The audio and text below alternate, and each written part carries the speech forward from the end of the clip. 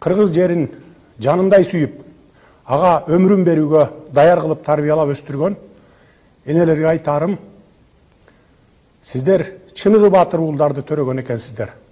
Сиздерге башымды ийип таазим кылам.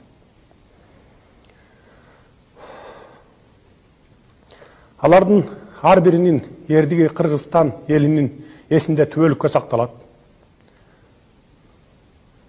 Мекенчегин коргоп, курман болгон ар бир жоокердин ата-энелери менен жакындарына терең кайгыруу менен көңүл айтам.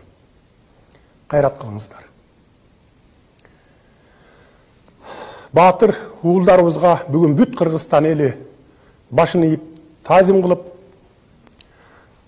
аза күтүү менен бирге чын дилдеринен ыраазы болуп сыймыктанышууда.